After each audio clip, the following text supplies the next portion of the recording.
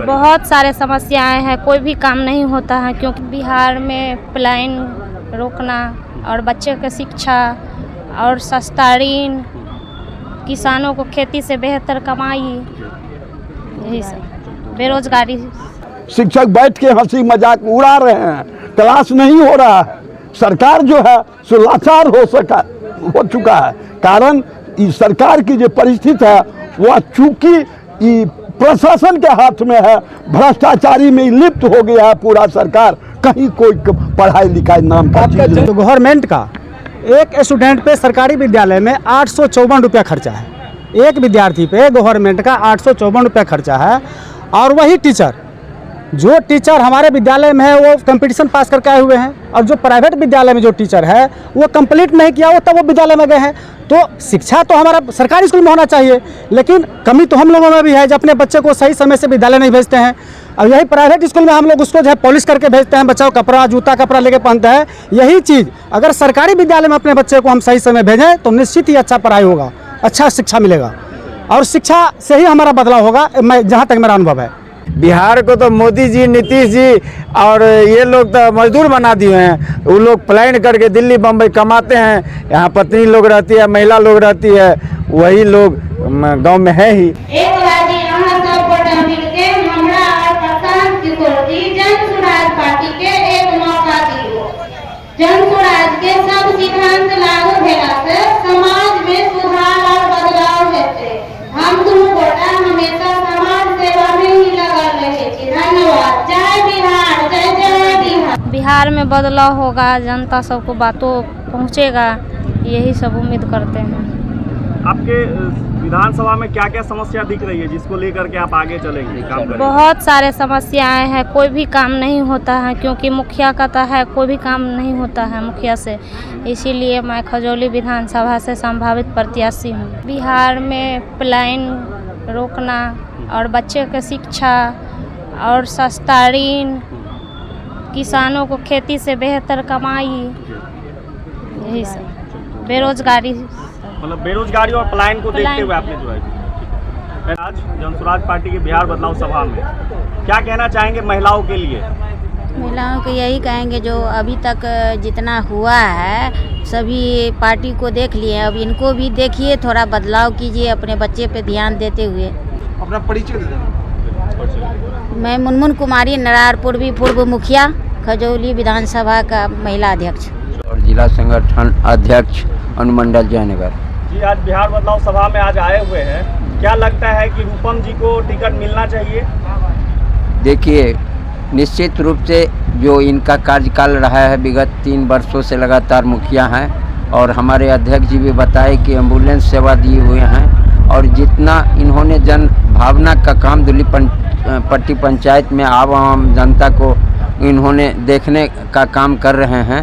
और इनका जो पति है वीरेंद्र यादव, सोशल कार्यकर्ता हैं, वो भी हमेशा दिन रात जनता की सेवा में लगे रहते हैं। तो मुझे आशा ही नहीं, पूर्ण भरोसा और विश्वास है कि अगर रूपम देवी जैसे महिलाओं को अगर खजौली विधानसभा से अगर टिकट जन स्वराज पार्टी से मिलती है तो निश्चित रूप से खजौली विधानसभा में जो भी समस्याएं हैं, और ख़ास तौर पर यहाँ जो हमारा विजन है प्रशांत किशोर जी का, शिक्षा और रोजगार, जो आपने जिस काम के लिए वोट दिए किसी भी सरकार को, तो कम और ज़्यादा तो मिला, लेकिन आपने कभी अपने बच्चों का भविष्य और चेहरा देख के नहीं दिए, तो इसलिए वो काम नहीं हुआ। आज बिहार जो स्थिति में आज़ाद ही के समय में जो बिहार का स्थिति था, आज भी बिहार उसी स्थिति में खड़ा है।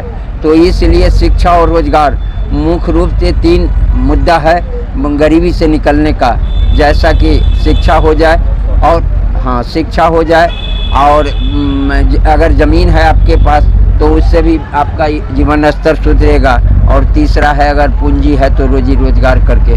तो इसी 3 समस्या पर लेकर किसानों को बेहतर बदलाव करने के दिशा में हर 60 वर्ष के ऊपर जो पुरुष हो या महिला 2000 सम्मानजनक पेंशन देने के दिशा में, ताकि उसका भी बदलाव हो। जो विगत सरकार 400 से 410 नहीं कर रही थी।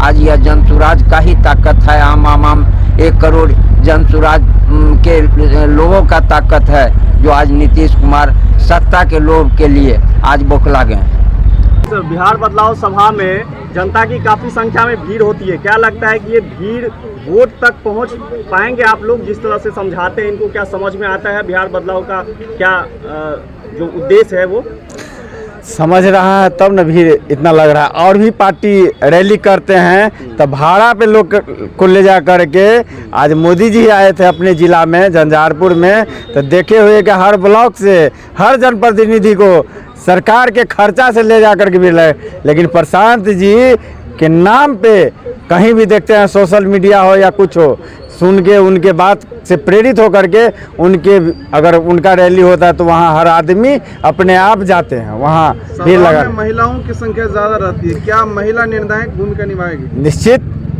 इसलिए कि निर्णायक यहाँ तो मर्द है ही नहीं बिहार में। बिहार को तो मोदी जी, नीतीश जी और ये लोग तो मजदूर बना दिए हैं। वो लोग प्लान करके दिल्ली बम्बई कमाते हैं, यहाँ पत्नी लोग रहती है, महिला लोग रहती है, वही लोग गांव में है ही। क्या लगता है आगामी विधानसभा चुनाव में जाति पाति और धर्म से उठकर वोट करने वाले हैं लोग? आपको कैसा लग रहा है? आपको भीड़ से नहीं समझ में आ रहा है कि कोई एक जात का आदमी उसमें रहता है?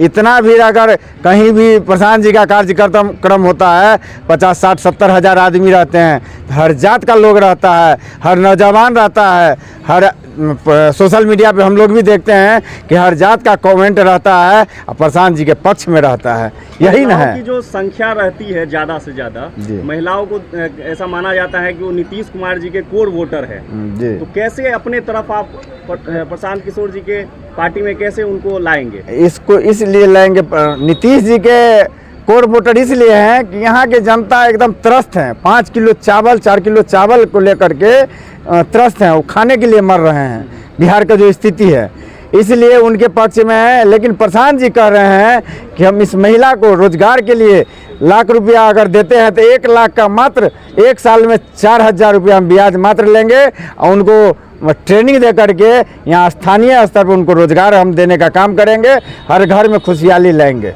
अभियान समिति संयोजक, मैं समाज सेवी हूँ, मैं जयनगर से। हमको जिला में हर जगह आदमी जानते हैं कि वीरेंद्र जी हमारे मुखिया जी हैं। मुखिया जी से 2006 से हम लोग साथ हैं। हम मुखिया जी मुखिया नहीं थे, हम भी मुखिया नहीं थे, हम 16 में आके बने हैं। मुखिया जी हमारे 2011 से हैं लगातार।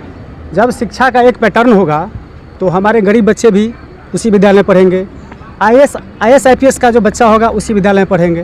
कहने का मतलब मेरा है, जो गवर्नमेंट का एक स्टूडेंट पे सरकारी विद्यालय में 854 रुपया खर्चा है, एक विद्यार्थी पे गवर्नमेंट का 854 रुपया खर्चा है। और वही टीचर, जो टीचर हमारे विद्यालय में है वो कंपटीशन पास करके आए हुए हैं, और जो प्राइवेट विद्यालय में जो टीचर है वो कंप्लीट नहीं किया, वो तब वो विद्यालय में गए हैं। तो शिक्षा तो हमारा सरकारी स्कूल में होना चाहिए, लेकिन कमी तो हम लोगों में भी है जो अपने बच्चे को सही समय से विद्यालय नहीं भेजते हैं।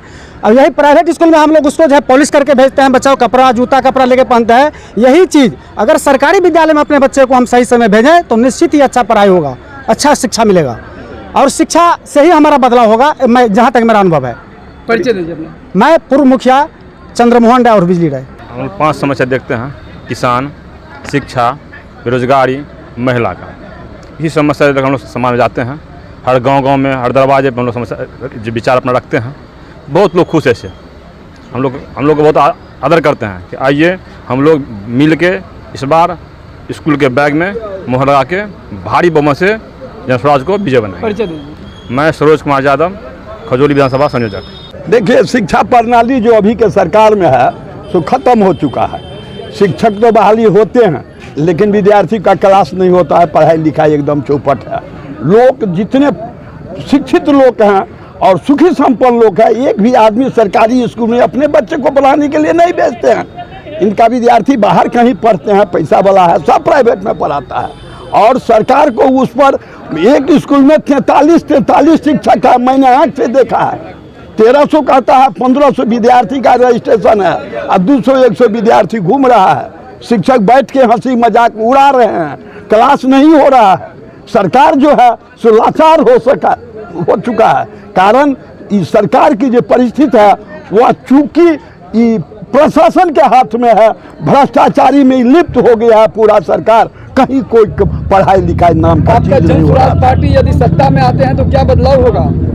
हमको ऐसा उम्मीद है जो जनसुराज, चूँकि ईमानदार आदमी है प्रशांत किशोर जी, इनका बहुत दिन से छवि से मैं परिचित हूँ, और इनको आने से बिहार में एक नया बदलाव आएगा, ऐसा हमको उम्मीद है। शिक्षा में सुधार, अमूल परिवर्तन सुधार होगा। गरीबी जो है यहाँ का लोगों को, पलायन जो है, जो लोग यहाँ से बिहार के लोग नौजवान दिल्ली, बम्बई, कलकत्ता वगैरह सब जगह जाते हैं नौकरी करने के लिए, पलायन में रुकावट होगी।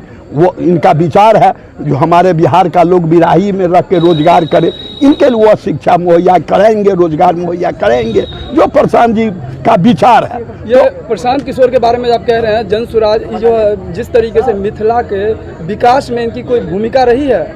मिथिला का विकास भूमि हमेशा मिथिला या बिहार के ही विकास में लगे रहे हैं। प्रशांत जी कभी बिहार से आगे इनका जो परिचय हो, लेकिन हम जानते हैं वह बिहार का नेता है। बिहार के विकास में ये सर्वांगीण विकास हो, इसके लिए सतत प्रयास में ये लगे हुए हैं। हाँ, मेरा नाम रामप्रिय साहू है, मैं यहीं के लोकल कार्यकर्ता हूँ। देखिए, अभी बिहार का वो समाज जो अंतिम पंक्ति पर खड़ा था, उनके मन में भी एक आस जगह है प्रशांत जी के आने के बाद, जनसुराज के आने के बाद। इसमें किसी क्षेत्र वाइज नहीं बता सकते हैं, हम 13 करोड़ आबादी है, उन सब के मन में कहीं ना कहीं इस बात का यकीन और भरोसा है कि इतने दिन 35 साल या 78 सालों में जो कुछ नहीं हुआ, वो जनसुराज के आने के बाद इस बिहार में होगा। शिक्षा, स्वास्थ्य, रोजगार की बात, पलायन रोकने की बात, बेहतर बिहार हर क्षेत्र में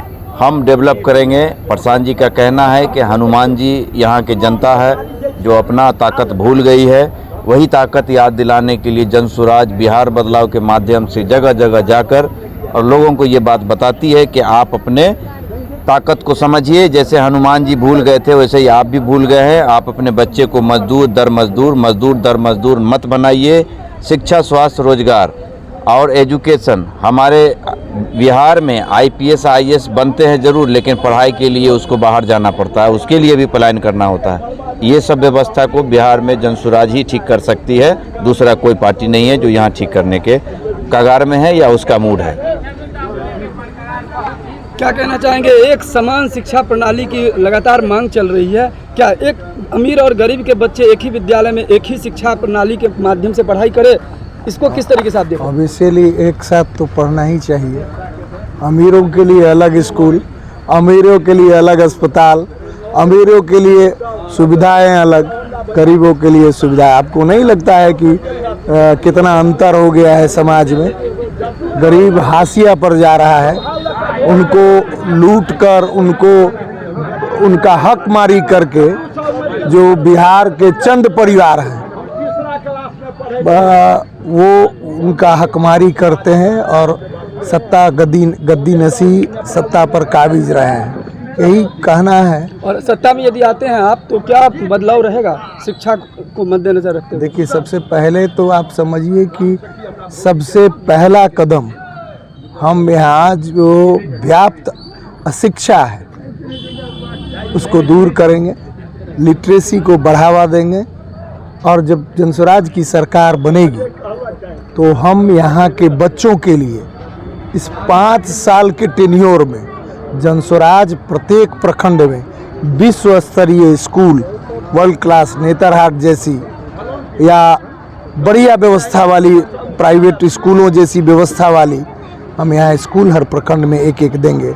और उसके बावजूद और एक बात हम बताना चाहते हैं कि जनसुराज की सरकार आने के बाद अगर जो गरीब है, यहाँ की जो आम जनता है, आम आवाम है, जो अपने बच्चों को अच्छी शिक्षा नहीं दे सकती है, प्राइवेट स्कूलों में नहीं भेज सकती है, उनके लिए हम यह खुली छूट देंगे कि आप अपने बच्चों को प्राइवेट स्कूलों में जहाँ आप पढ़ा सकते हैं, अपने बच्चों को भेज सकते हैं, वहाँ अपने बच्चों को भेजिए।